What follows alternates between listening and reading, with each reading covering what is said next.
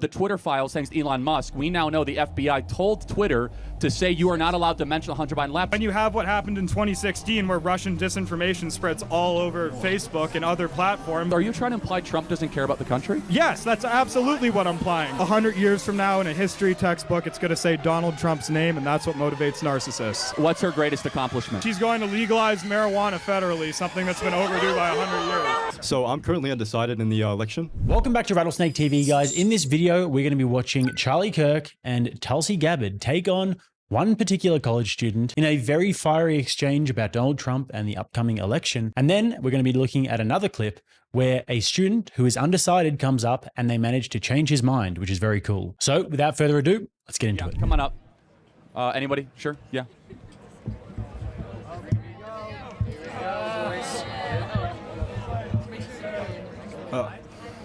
Good afternoon. Thank you for your service, Miss Gabbard, for anything. I just have one question related to the election for you. How can you endorse someone who lost the last election fair and square? There's no evidence.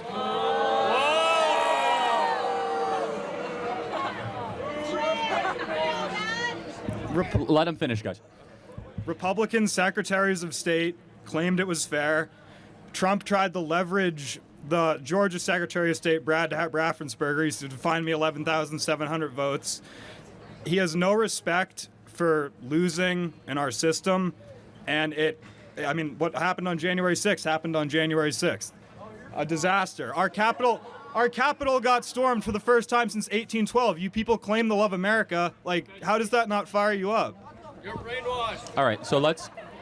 It's a fair question. So let's talk through a couple elements of this. First, do you think the CIA should involve itself in American elections? No. Okay, so it did in 2020. Show me proof. Okay, well, Tulsi Gabbard knows this. She could tell you 50 intel officials colluded, led by Tony Blinken, due to declassified emails, signing an open letter calling the Hunter Biden laptop So Russian. why weren't any of the lawsuits Let me successful? finish. I did not... Hold on. He raised plenty of them. Hold on a second. I didn't interrupt you, right? So let me finish. 50 intel officials, current and former, signed a letter that was used to censor on social media the fact that there is a laptop owned by Hunter Biden that showed very suspicious and criminal activity by both Hunter and Joe Biden. According to the Media Research Center, 1 out of 4 voters in swing states would have changed their vote if they would have known about the Hunter Biden That's laptop. an utter ridiculous statement to Well, make. I just cited it. He lost by 7 million votes. Well, hold on. No. He lost by On the popular vote. 42,000 votes across 3 states. Hold on, pal. How much did he lose Arizona by? Okay. No. Hold on. How much did he lose this state by? It's not about the final score. It's 10? a winner and a loser. No, hold he on. lost. No, That's how our system works. We have an electoral college system. Yeah. So how who much? got the electoral votes? No, of course Biden did. But what was Yeah. the margin in Arizona? I don't know. It was It's 10,000 not votes. in the back of my head. Yeah. So how much in Georgia? It was 11,700. That's what he told Raffensperger to find and in him. Wisconsin, it was A Republican Let who me denounces finish. them. And in Wisconsin, it was 21,000, right? So it was actually 42,000, not 7 million. So when you're talking about the CIA and the Department of Justice signing a letter that was then used to, I did not have my Twitter account for 30 days. We were not allowed to mention the Hunter Biden Because laptop. you violated a private company's privacy. Well, no, actually, I own didn't. guidelines. It's actually yes, you did. no, because of the Twitter files, thanks to Elon Musk, we now know the FBI told Twitter to say you are not allowed to mention the Hunter Biden laptop. Am I correct in this, Tulsi? That's correct. And So you don't trust the FBI at all? well, People who not have at all. devoted No, their life to civil service. That's a red herring. I'm saying in that instance, Yoel Roth. Do you know who Yoel Roth was? I don't know Yeah, who okay. Roth Yoel is. Roth was the head of security, trust, and safety for Twitter that had what's called a standing room meeting every Tuesday with the Federal Bureau of Investigation in San Francisco, where they met about Russian threats to American interference of elections, and they said this laptop is not allowed to be discussed on your platform. That impacted our election. People made their decisions differently in 2020, not knowing the full picture that this laptop existed, and that was the October surprise. So you would agree that that's not a fair election. You think the laptop would have flipped the election for him? Well, we're talking about 42,000 votes in 3 states, and I already cited a study that 1 in 4 swing voters would have changed study? By who? The Media Research Clarence Center. Thomas's Winnebago buyer? Like, who funds these? I just said by the independent, nonpartisan Media Research Center, where they said 1 out of 4 voters would have changed their opinion. So I just want to make sure we're clear, though. You agree our government should not interfere with our elections. Well, they have to regulate them by nature. That's states. The states have to. Well, no, hold on. Otherwise, you wouldn't have an election because you need rules I and said a judge. interfere. So should the federal government be able to restrict our speech during elections? Well, when you have what happened in 2016 where Russian disinformation spreads all over Facebook and other platforms, then you have... So wait, it was not a lie. it was not a lie. Read the Mueller report. Another Republican. Wait, you realize respected. the Mueller report found that there was no tangible collusion between Donald Trump or the Russian Federation. It wasn't about, but hold it on. wasn't just a collusion thing. It's a 430-page report. I want to try to find common ground here, okay? So this guy lost the debate the moment he started citing the popular vote and saying that's why Donald Trump lost the election. It's obviously an absurd claim to make because the way that the US election works is that they have an electoral college, meaning that each state gets a certain amount of votes proportionate to their population. So the fact that Trump lost the election by 42,000 votes across 3 states is an unbelievably close margin, and any sort of election interference should be robustly investigated because it could easily swing the election. But with the Hunter Biden laptop story in particular, not only did it show that he was a crackhead and that he had some very questionable stuff going on with young people, little girls, and that he didn't pay taxes and he didn't register as a foreign agent, even though he was taking millions of dollars from adversaries such as China and Ukraine, and with a bit shaved off the top for the big guy as well. And obviously, he used his position as Joe Biden's son to get these roles. But beside from all that, what we do know is that the FBI took possession of that laptop in 2019,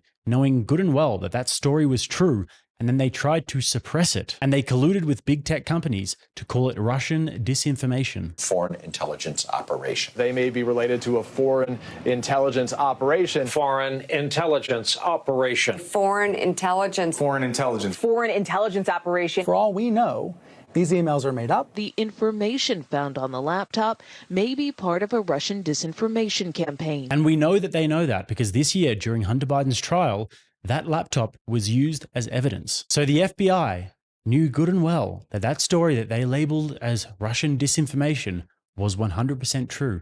And they knew that if that got out, then it would completely blow up Joe Biden's presidential campaign, which is definitely election interference and a massive scandal that nobody has been held accountable for. But Donald Trump is facing 34 felony counts. I mean, this time around, we're just lucky that Elon Musk has the reins at Twitter. On to the next part of the exchange now, guys. Before we get there, guys, don't forget to quickly smash that like button if you haven't already and help me out a little bit. And if you'd like to subscribe to the channel, you can do so.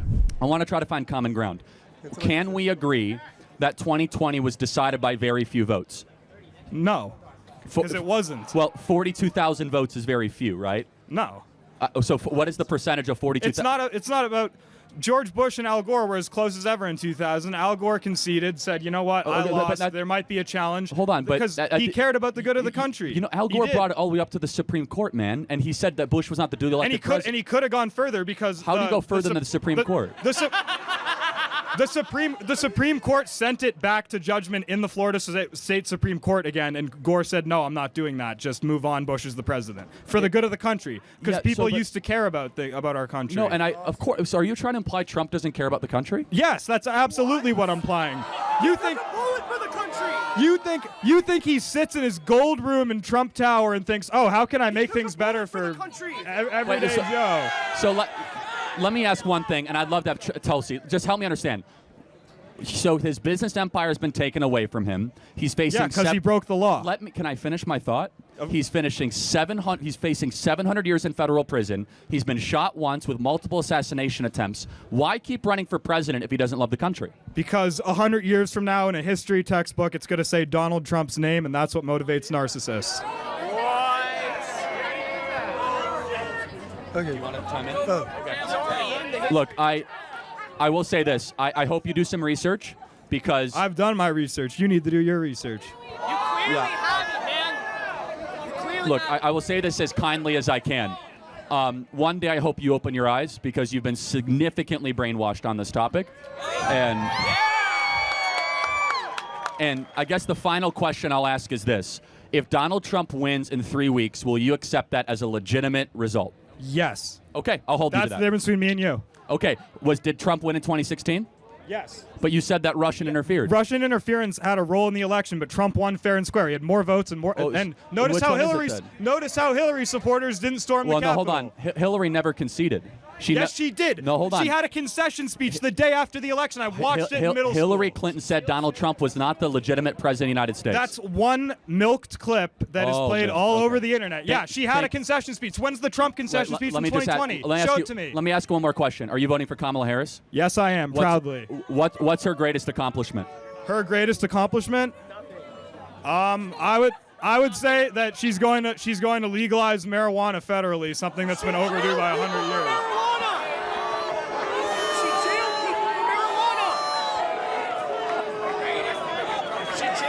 Thank you. She said it.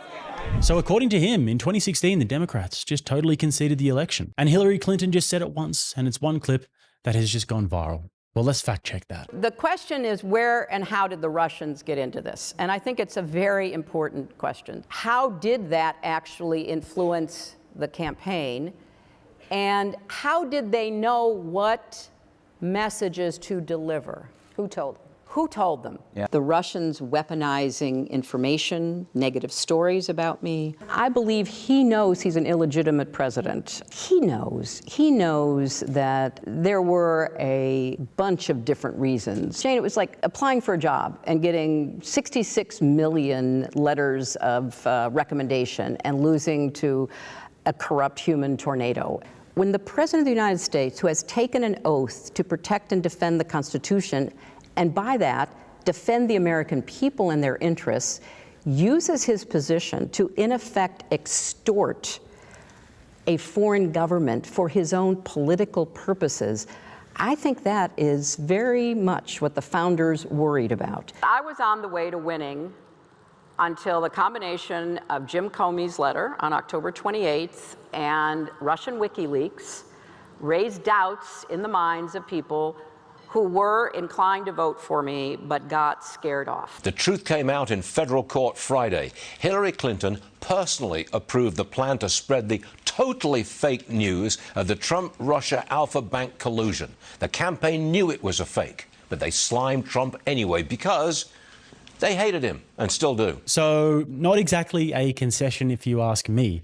And then obviously the whole Russia collusion hoax would ensue, and Donald Trump had to fight this while he was in office, rather than focusing 100% on doing his job as president. I mean, the level of propaganda that these people swallow is just incredible.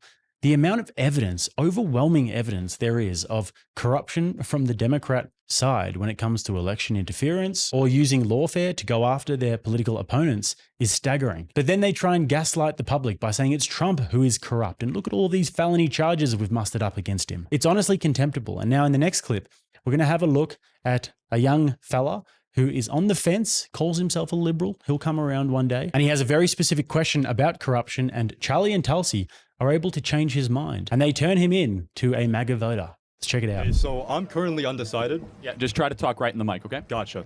So I'm currently undecided in the election. And so my main issue that would be the turning point for me in voting for Trump over Kamala Harris would be essentially just corruption and corporate money in government, which is my biggest issue by far. And from all of the research I've done, it seems to consistently point to the same amount of money being sent to both political parties. So I'd like to hear your argument as a Republican for voting for Trump in that regard. I mean, I can tell you, I don't have the actual numbers on the top of mind, but I'll take Big Pharma as one example. Their capture of the FDA and so many of these agencies that are supposed to be looking out for us are actually looking out for Big Pharma.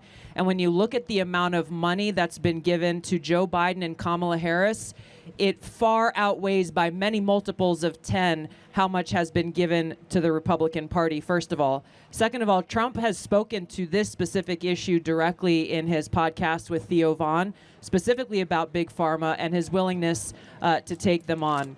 President Trump isn't looking for handouts from big corporations at all.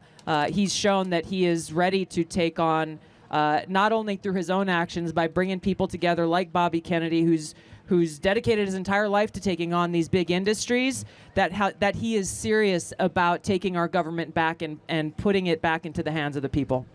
Right, Yeah. so I understand that, but to me, there's just two sides to this. From what I've seen, it tends to be that, yes, like you said, Big Pharma does give a significantly larger amount of money to the Democratic Party.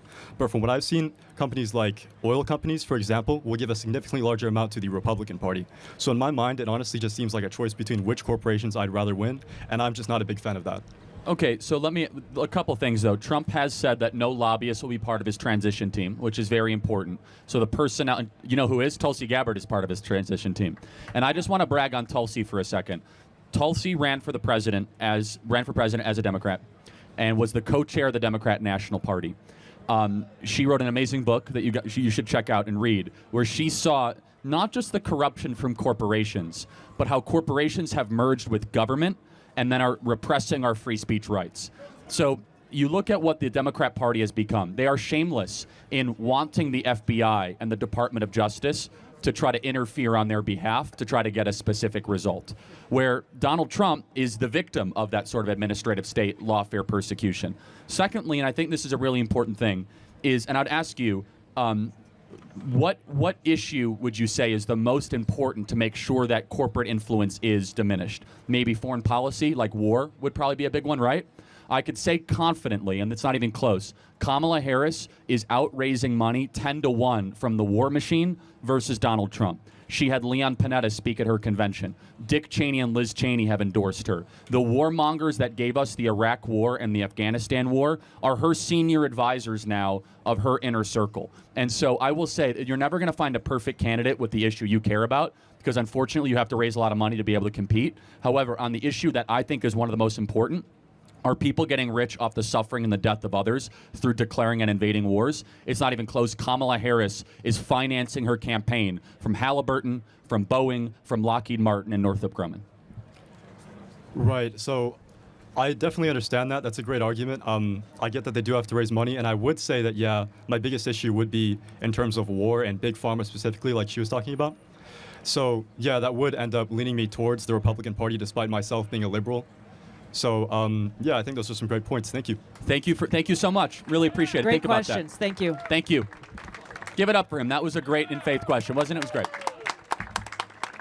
Okay, disagreements or just questions in general? Yeah. So you like to see that, and this is why discourse is important, particularly on these college campuses. And it's very encouraging to see all of these MAGA hats everywhere. It's like a little sea of MAGA hats there, because all these kids are faced with is just indoctrination from their liberal professors. So to get Charlie Kirk in there, Tulsi Gabbard, Vivek Ramaswamy, we've seen over the last few weeks, to come and really disrupt that, it's very effective in getting a lot of views on YouTube and doing exceptionally well. So you really love to see it. And also credit to that kid who came up with a good faith objection and was able to listen to what the Republicans were saying. So a good example of how it's done. Hope you enjoyed this one, guys. Don't forget to smash that like button, subscribe to the channel if you haven't already. And if you'd like to watch another one, right here. Till next time, I'm Jake. This is RattlesnakeTV, keeping you armed and dangerous.